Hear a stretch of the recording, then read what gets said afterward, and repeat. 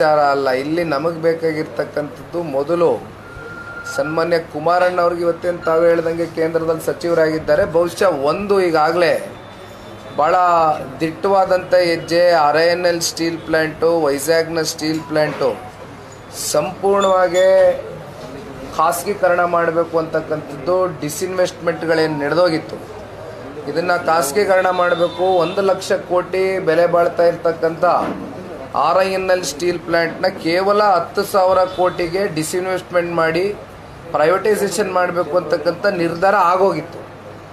But ಅಂತಿಮವಾಗಿ ಸನ್ಮಾನ್ಯ ಕುಮಾರಣ್ಣವರು ಕೇಂದ್ರದ ಹಣಕಾಸಿನ ಸಚಿವರು ನಿರ್ಮಲಾ ಸೀತಾರಾಮನ್ ಜೀರವ್ರನ್ನ ಹಲವಾರು ಬಾರಿ ಭೇಟಿ ಮಾಡಿರ್ತಕ್ಕಂಥದ್ದು, ಆಂಧ್ರದ ಮುಖ್ಯಮಂತ್ರಿಗಳಾಗಿರ್ತಕ್ಕಂಥ ಚಂದ್ರಬಾಬು ನಾಯ್ಡುರವ್ರನ್ನ ಹಲವಾರು ಬಾರಿ ಅವ್ರ ಜೊತೆಯಲ್ಲಿ ಕೂತು ಮಾತನಾಡಿ ಅಂತಿಮವಾಗಿ 11,440 ಕೋಟಿ ರೂಪಾಯಿಯಷ್ಟು ಮೊದಲನೇ ಹಂತದಲ್ಲಿ ಹಣಕಾಸನ್ನು ಹೊಂದಿಸಿ ಕನ್ವಿನ್ಸ್ ಮಾಡಿ ಬಿಡುಗಡೆಯನ್ನು ಮಾಡಿ ಇವತ್ತು RINL ಸ್ಟೀಲ್ ಪ್ಲ್ಯಾಂಟ್ನ ಒಂದು ಪುನಶ್ಚೇತನವನ್ನುಗೊಳಿಸಿದ್ದಾರೆ.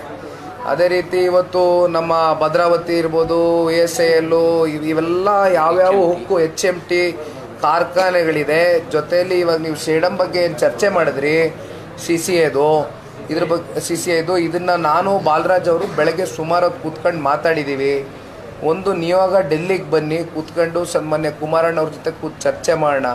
ಯಾಗಾದರೂ ಮಾಡಿ ಈ ಭಾಗದಲ್ಲಿ ಒಂದಷ್ಟು ಉದ್ಯೋಗಗಳ ಸೃಷ್ಟಿ ಮಾಡ್ತಕ್ಕಂಥದ್ದಕ್ಕೆ ಸನ್ಮಾನ್ಯ ಕುಮಾರಣ್ಣವ್ರ ಜೊತೆ ಕೂತ್ಕೊಂಡು ಚರ್ಚೆ ಮಾಡೋಣ. ಜೊತೆಯಲ್ಲಿ ಈಗ ಹಲವಾರು ಸಂದರ್ಭದಲ್ಲಿ ನಾನು ಒಂದು ಹೇಳ್ತಕ್ಕಂಥದ್ದು, ಅವರು ಕೇಂದ್ರದಲ್ಲಿ ಮಂತ್ರಿ ಇದ್ದಾರೆ ಸತ್ಯ, ಬಟ್ ರಾಜ್ಯ ಸರ್ಕಾರದ ಸ್ಪಂದನೆಯೂ ಕೂಡ ಅಷ್ಟೇ ಭಾಳ ಮುಖ್ಯ ಆಗ್ತದೆ.